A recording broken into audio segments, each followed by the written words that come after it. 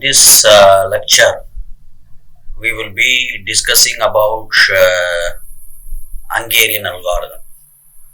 Okay, this Hungarian algorithm is used to solve. Okay, is used to solve an assignment problem. So first, let me define what is an assignment problem. Okay, so there are n jobs and n machines. There are n jobs and m machines. The time taken to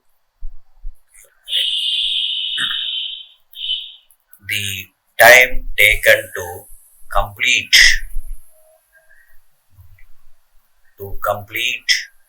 a job on different machines is given.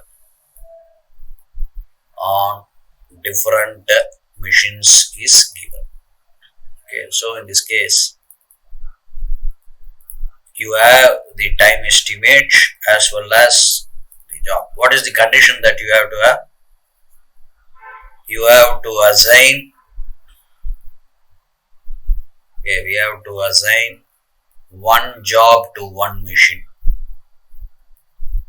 You cannot assign one job to more than one machine. You have to assign one job to one machine. Okay, in such a way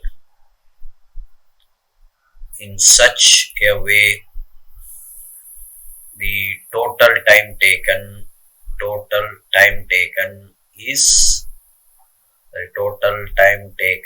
is optimum. Okay, and if you look at this, when I talk about optimum, it can be either maximum or minimum. See, as an example, let me have this 87874. Okay, 7874 2 3 6 5 and 6 8 3 2, and then you have 7 8 9 5. Okay, so now I have taken a square matrix. There are 4 jobs, J1, J2, J3, J4, and 4 machines, M1, M2, M3 and M4. Okay, now what does this 3 represent? If you take like this, what does this 3 represent? Time taken. Okay, you have like this, time taken to complete job J2 on machine M2 is 2. Okay, so now I will have different type of assignments. Now let me take this J1 M1, J2 M2, J3 M3, J4 M4. This is one way of assigning. I have assigned one job to one machine, and now what I will do is I will take the time taken 7 3 3 5. Okay, so now when I add this, I get 18. Okay, so now I make a different assignment here, like this J1 M4, J2 M3, J3 M2, J4 M1. This is also another assignment which satisfies the given condition. One job is assigned to one machine. Now let me take the time taken, 4 plus 6 plus 8 plus 7, 15, 21, 25. Okay, so now I have made 2 different assignments. Okay, I have made 2 different assignments. You can see that the total time taken in the first assignment was 18, second assignment was 25. So now what you have to do is you have to decide the total time taken, whether it has to be maximum or minimum, and then you have to use the algorithm. The algorithm which is used here to solve this assignment problem is called as an Hungarian algorithm. So first what we do is we will have the variations of assignment problem and variations of the assignment problem, and then we will apply it or we will solve it using the Hungarian algorithm. Okay, so the basic definition of the algorithm is there are certain jobs and machines. Here I have written it. Here I have written it as a different one. Okay, we look at this. I have written it as n jobs and m machine. They are not. They need not be equal. But whereas in the example, I have taken equal number of jobs and machines. So in this case, you have certain number of jobs, you have certain number of machines. You are also given with the time taken to complete a job on a machine. So now what you have to do is you have to assign one job to a machine at a time, such that the total time taken is optimum. So this is the basic. This is the basic one. Okay. So now let me give a variation of it. Okay, you have a variation, what you call it as the unbalanced assignment problem. Okay, and what is this unbalanced assignment problem? Okay, you don't have equal number of jobs and machines. Okay, jobs and machines. Okay, machines, in fact, number of jobs. Okay, number of jobs and number of machines are not equal. Okay, say example here would be like this: 7, 8, 3, 2, 4, 5, 6, 7, 3, 2, 4, 7. Okay, so these are machines M1, M2, M3, M4. Okay, so I have job J1, J2, J3. Okay, so now what happens here is that this is an unbalanced assignment problem. Here the number of jobs is not equal to the number of machines. You could also have like this: 7, 8, 3, 4, 5, 6, 3, 2, 4, 2, 7, 7. Okay, here I have 4 jobs. This is also an unbalanced assignment problem. I have 4 jobs: J1, J2, J3, J4, and here I have 3 machines: M1, M2, M3. Okay, this is a unbalanced. These two are unbalanced assignment problem. Okay, unbalanced assignment problem. Unbalanced assignment problem. Okay, now when you are given with an unbalanced assignment problem, you have to first convert it into a balanced assignment problem. What do you mean by a balanced assignment problem? Wherein the number of jobs is equal to the number of machines.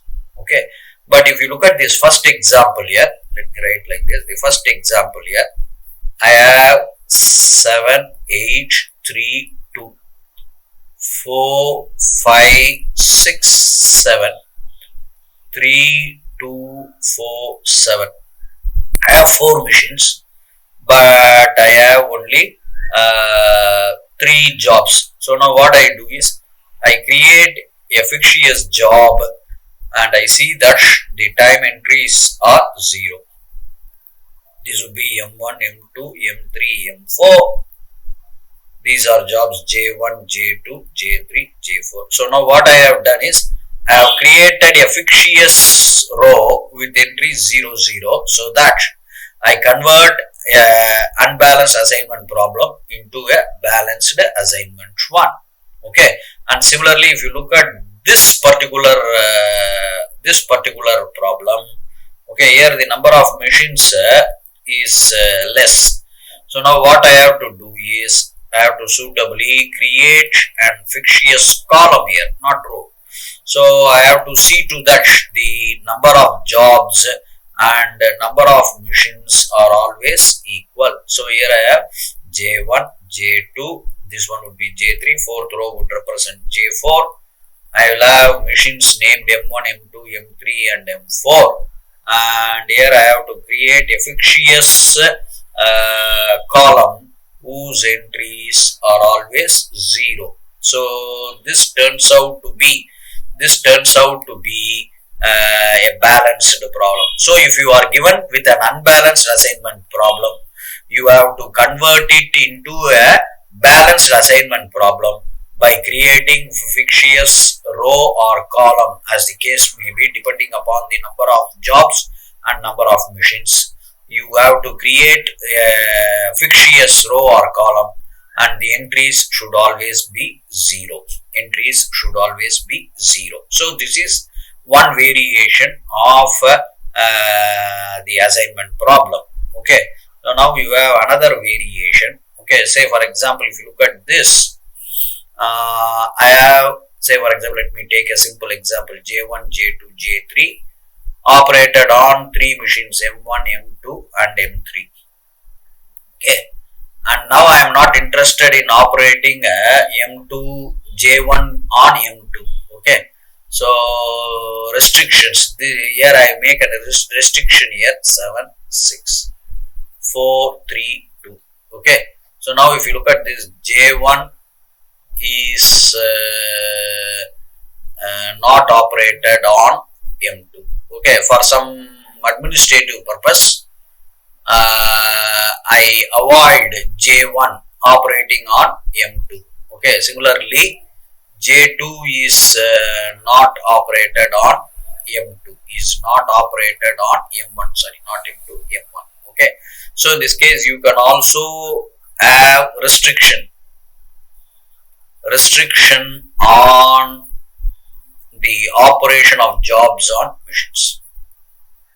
Operation of jobs on machines. Okay. So this is another variant. So if you have such problem, okay, so now what you do is you simply take that corresponding entry as infinity. Okay.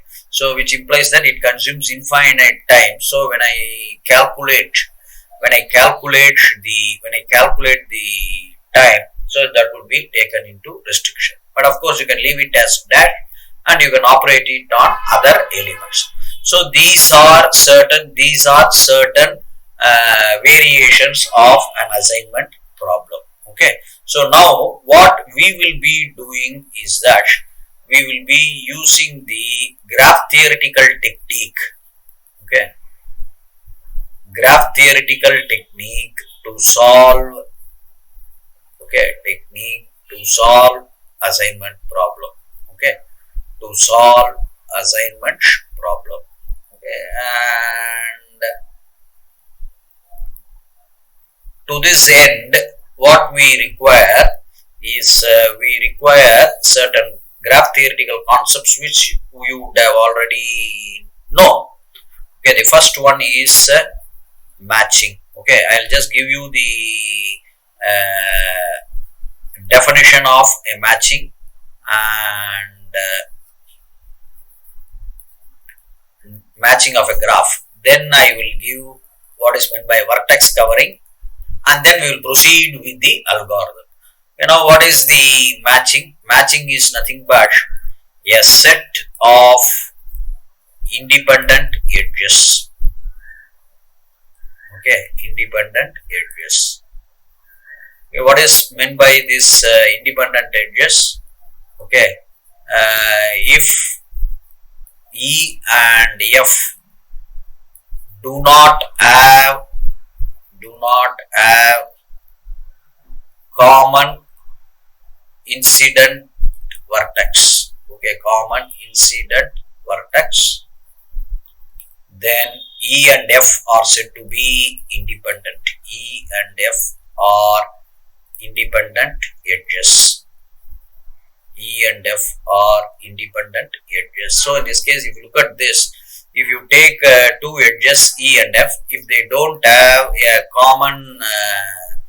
common incident vertex, or if these two edges are not incident with a common vertex, then we say that E and F are independent. So in this case, when I take an edge, then that edge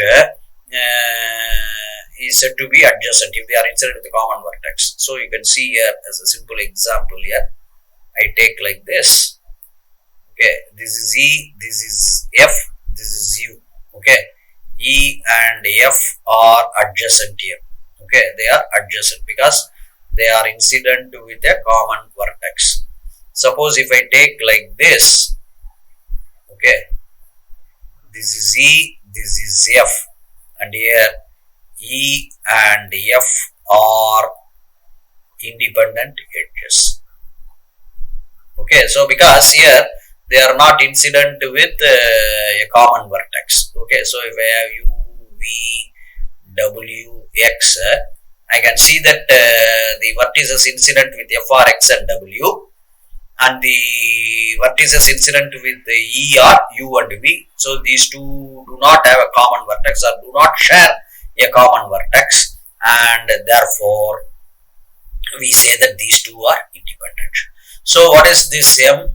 M matching M is nothing but a set of independent edges. Okay. So now let me proceed to the next concept. Okay. Say for example, if I take like this, X is equal to UV. Okay, this is an edge. X is equal to UV belongs to, let me write like this, belongs to M, some matching M. Okay, some matching M. Okay, then we say that M saturates vertices U and V. Okay, it saturates vertices U and V. Okay, the vertices not saturated under M, not saturated under a matching M. Okay, under a matching M are called unsaturated vertices. Unsaturated vertices. So in this case, matching saturates a vertex or do not saturate a vertex. For example, if you take this particular graph, okay, this particular graph, okay, now I call this vertices as 1, 2, 3, 4 and 5. Now what I do is I take this matching. Okay, so your matching M would be edges 2, 3 and 5, 4. Okay, so now if you look at this, vertices 2, 3, 4 and 5 are saturated. Okay, this is simple because you have an edge in M which is incident with 2, 3, 5 and 4. Okay, now if you look at this, vertex 1 is unsaturated under M. Unsaturated under M. Okay, if you want, you can write more clear under M. Okay, so in this case, this is called as an unsaturated vertex. Now, why this saturated and unsaturated vertex? Because you are going to define a matching. Okay, this is going to be an important one because this we will be using here. A matching M is a perfect matching. Okay, this is a perfect matching if M saturates. Okay, M saturates all the vertices of G. All the vertices of graph G. Okay, so it has to saturate all the vertices of graph G, then it is called as a perfect matching.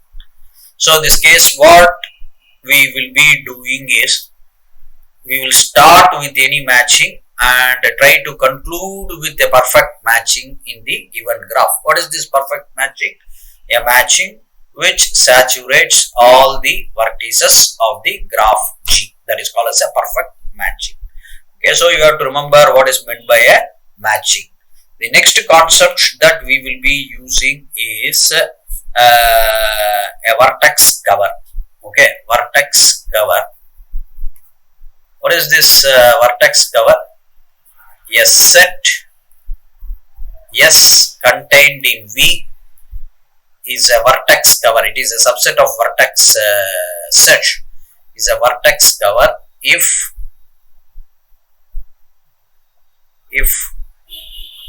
every edge in G is incident, is incident with a vertex in S. The minimum cardinality, the minimum cardinality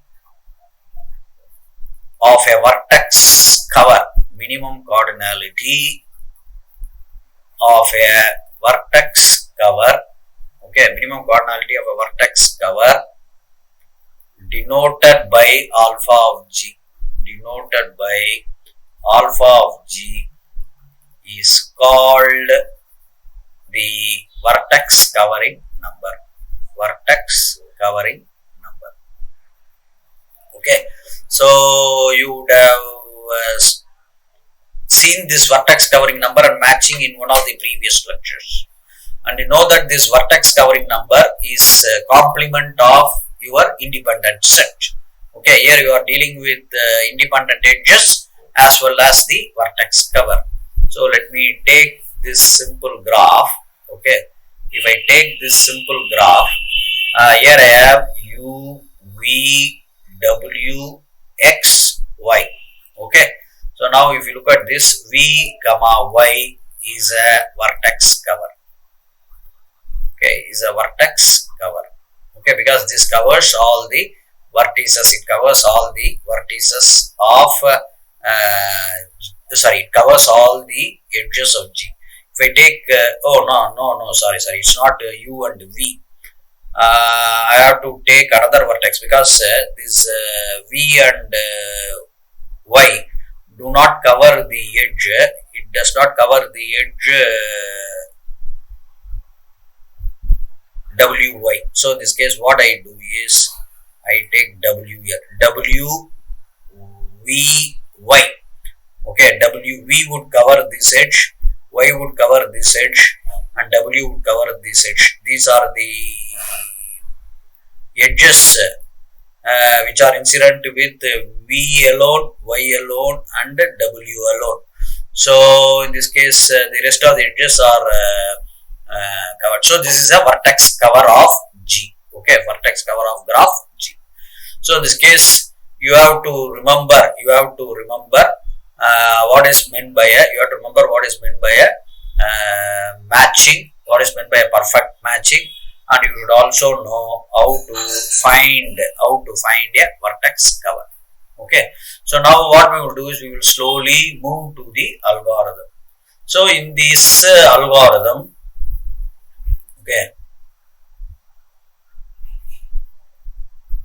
we will be solving only maximum assignment problem. We will be solving maximum assignment problem. What is meant by maximum assignment problem? The time taken is maximum. That is the point that you have to keep in mind. Suppose if we are asked to solve minimum assignment problem. So you need not always have a maximum assignment problem. If you are asked to solve a minimum assignment problem, now what you do is, the concept is simple. Convert it into maximum assignment problem, and use the algorithm. So now how do you do it? Suppose if I have a minimum problem like this, I'll just take an entry 732456372. I'll convert this into a maximum assignment problem by just multiplying every entry with -1. So I'll have -4, -5, -6, -3, -7, -2. So in this case, this would be a maximum assignment problem, and use the algorithm for the maximum assignment problem and then try to solve it. So this is the process. So in this case, what you do is, if you are given with a minimum assignment problem, you convert it into a maximum assignment problem by multiplying every entry with -1, and that would give you the required conversion from minimum to maximum, and then use the algorithm. So this is the second point that you have to keep in mind. The first one is what is meant by a matching, what is meant by a perfect matching. Then you should know what is meant by a vertex cover, and then you should know the process of converting a minimum assignment problem into a maximum assignment problem. Once when you are thorough in this, you can easily apply the technique and find the maximum assignment problem. Okay, so now let me move to this. Okay, I'll illustrate this using an example here. Solve the maximum assignment problem. Okay, and from now on, what we do is, if you are asked to solve an assignment problem, we will treat that problem as a maximum assignment problem. Okay, so now let me write this 7, 8, 7, 4. Okay, 2, 3, 6, 5. The next one will be 6, 8, 3, 2. Next one is 7, 8, and 9, 5. Okay, so now there are 4 jobs and 4 machines. Okay, anyhow, what I will do is, I will solve a 5 by 5 matrix as a second example here. Okay, so this will be the given problem. Okay, so now what I do is, I try to find a solution to this. Okay, so first what I do is solution. We form a delta matrix. Okay, we form a delta matrix using this formula: delta ij is equal to ui plus vj minus cij. These entries here are called cij's. Okay, the entries that are given here are called cij. C12 represents element in the first row, second column. Okay, so now what I do is, I just take like this.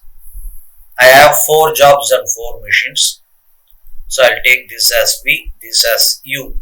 I will always fix V as 0 first. Okay, the first iteration. If I want, I will have it like this: first iteration.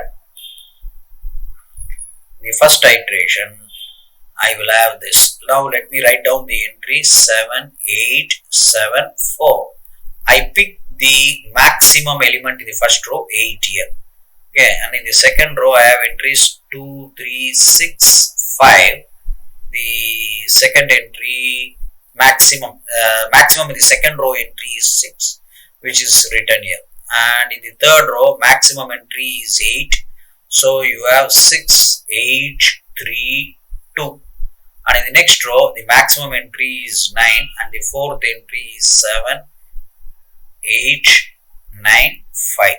Okay, so now what you have done, you have just formed this matrix. I have just written the maximum. Okay, if you look at this, I have just written the maximum 7, 8, 7, 4, which is maximum. First row is maximum, which is 8 here, written here. Second row has got maximum 6, which is written here. Third row has got maximum 8, which is written here. Fourth row has got maximum 9, which is written here.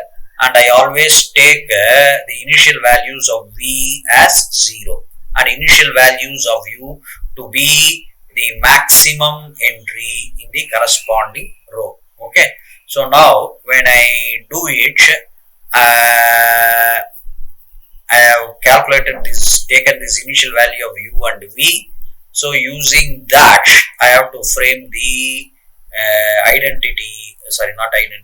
this delta matrix. Okay, so now I have 8 plus 0 minus 7, which will be 1, which will be 1, 8 minus 8, 0. 8 minus 7 would be 1. 8 minus 4, this would be 1. So this is your delta matrix. Delta of I comma j. Okay, now I have 6. 6 minus 2, 4. 6 minus 3, 3. 6 minus 6, 0. 6 minus 5 is 1. Okay, so now let me write like this. 6 minus 5 as 1. Okay, I'll have 1 here. Now the value of u plus v is 8 for the third row. 8 minus 6, 2. 8 minus 8, 0. 8 minus 3, 5. And 8 minus 2, 6. And for the fourth row, okay, u plus v. Okay, u plus v would be 9. 9 minus 7, 2. 9 minus 8, 1. 9 minus 9, 0. The next one would be 9 minus 5. This would become 4. Okay. So now what I have done is I have calculated the delta matrix. Now what I do is I represent every job. Okay, I represent every job with a node or vertex. Okay, I also represent every machine with a vertex M1, M2, M3, M4. Okay, so now if you look at this, I have got 0. Okay, I have got 0 here. Okay, I have also got 0 here. I have also got 0 here. I have also got 0 here. Okay, so now what happens here, if I have a 0, I will be matching those corresponding jobs and machines. Okay, J1 is being matched to J2 because C12 has got entry 0. J2, okay, J2 has got or is mapped to M3 or matched to M3. J3 is again matched to M2. J4 is again, J4 is matched to M3 because based on these zeros. Okay, based on these zeros, this. Okay, so now what I do is, okay, I have a matching like this. Now I see that whether the entire vertices are saturated. Here it is not so. Okay, here it is not so. M1 does not have an edge incident with it. M3 also, M4 also does not have an edge incident with it. So this cannot be an optimal assignment. So that is the problem. So I have to improve it. Before improving, what I do is I find the vertex cover. Okay, so now what I do is I find the minimum vertex cover. I take these two. Okay, so the corresponding machines are taken as T. Okay, suppose if I have a vertex cover in J1, the corresponding entry would be marked as R. Okay, here if it belongs to column, I mark it as T. Okay, so now I see that this is a minimum vertex cover that covers all the edges. Okay, this would be the two vertices which would cover all the edges. So I have taken like this. Now coming back to this matrix, I encircle the elements. Okay, I encircle the elements which do not belong to R or T. Okay, what is this R? R is the vertex set corresponding to the rows. Okay, here I don't have any element in the vertex cover in the rows, so I have not taken R.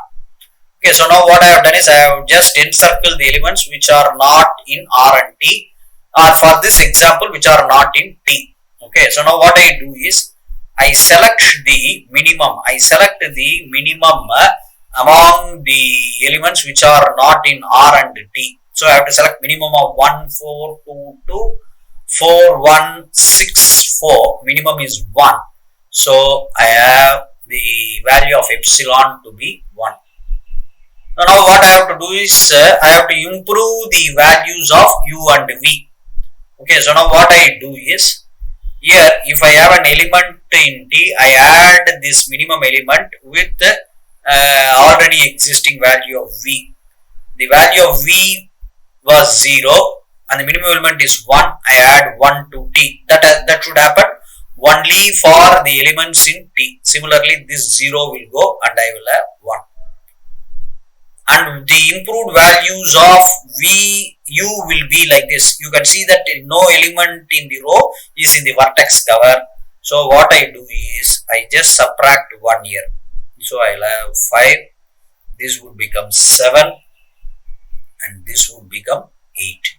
Okay, so now I have just subtracted this. Okay, so now let me move to the second iteration. Okay, let me again repeat what did we do in the first iteration. First, we have to form the delta ij matrix, which is given by the formula ui plus vj minus cij. But what is this ui and vj? Ui and vj are integers. And how do you select those integers? That I will tell you in a few minutes. And you know what is Cij? Cij is nothing but the time taken or the cost of performing job Ji to machine Mj. Now initially I take all the values of V to be 0 and all the values of U to be the maximum entry in the corresponding row. So the first iteration I have been given with the entries. I select the maximum, namely 8, 6, 8 and 9, which I have done here. I calculate the delta matrix based on the value 0. I make an assignment by drawing an edge between Ji and Mj. Once when I draw the edges, I have to find a vertex cover. Okay. When I find a vertex cover, what happens here is that I am indirectly trying to find a matching. If I am able to find a matching, then right, very good, well and good, you have an assignment that would be optimal.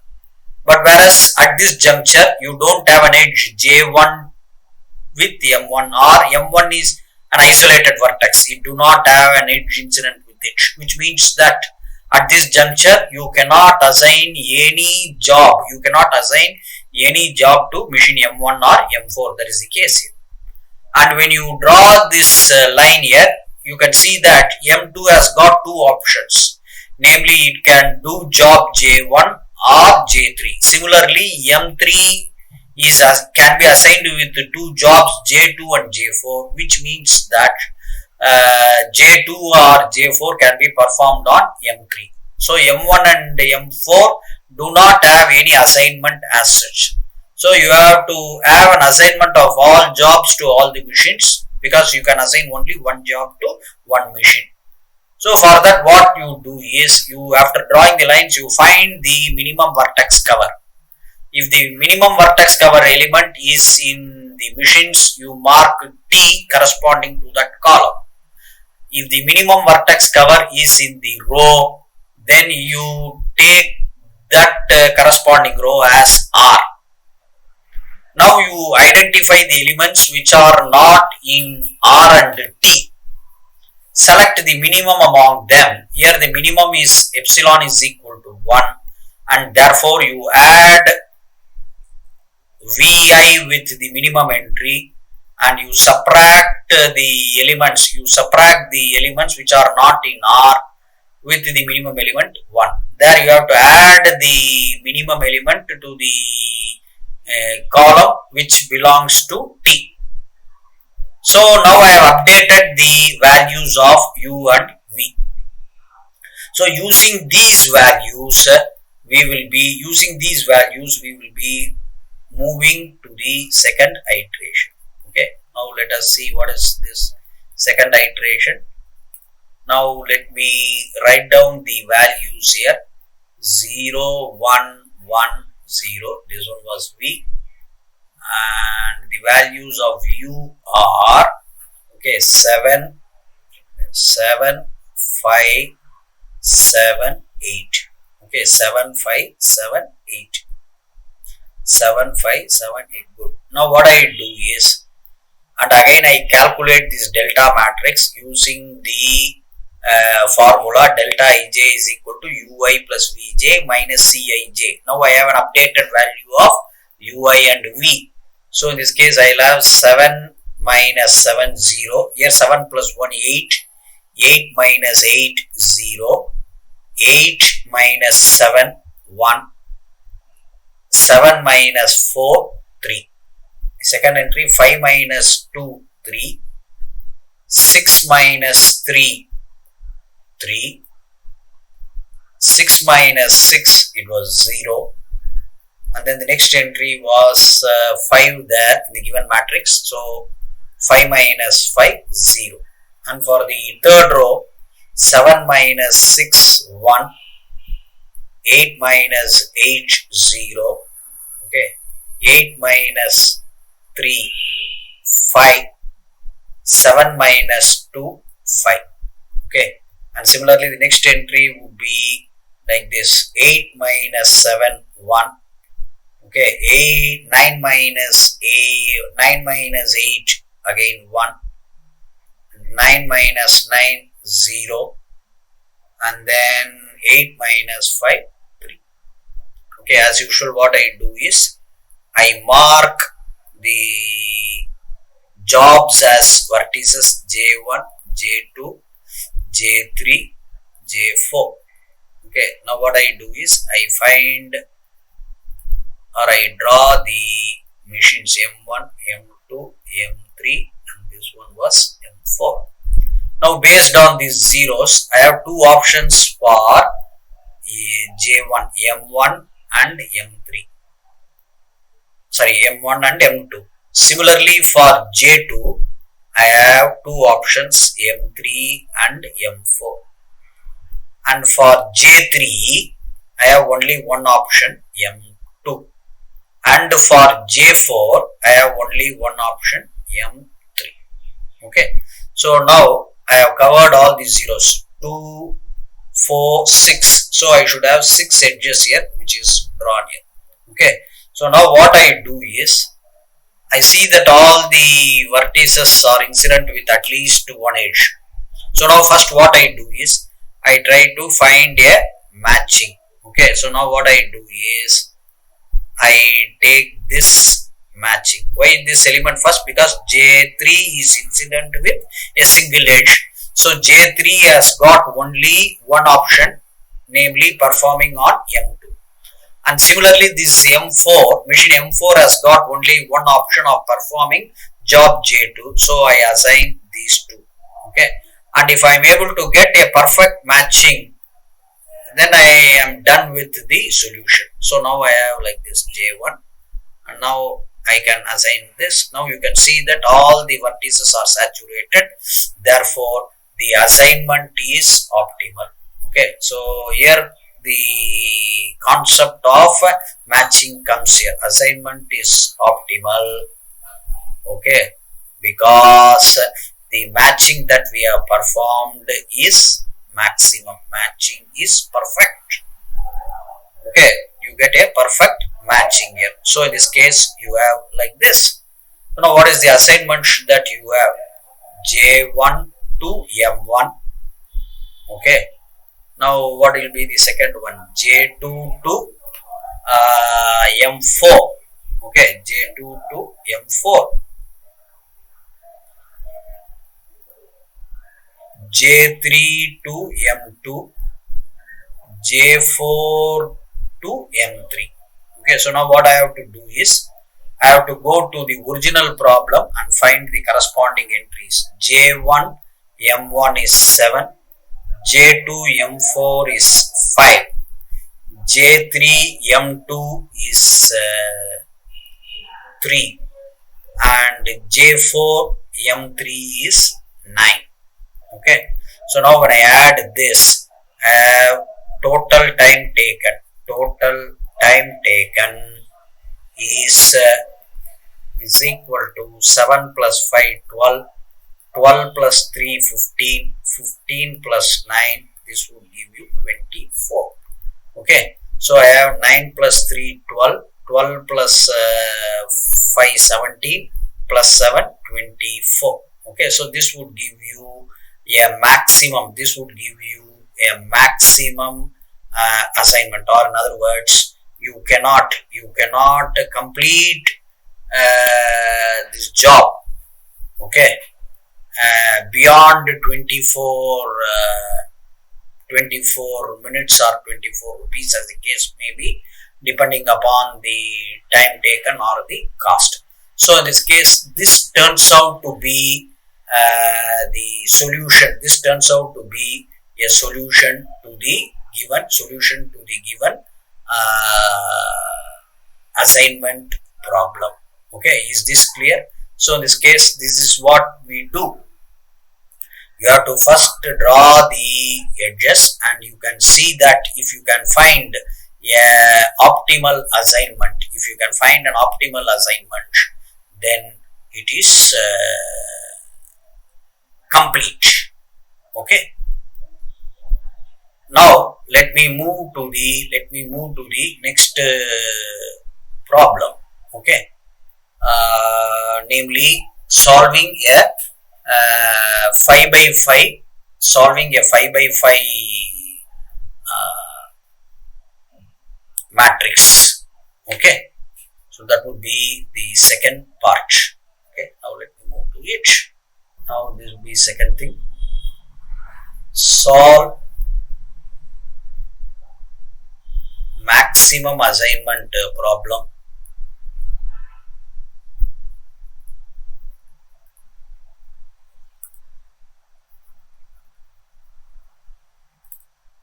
Okay, you have like this 9 4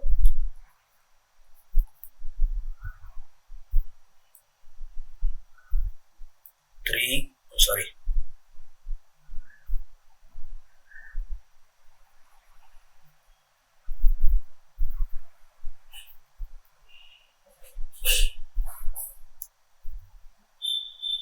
9 4 3 2 7.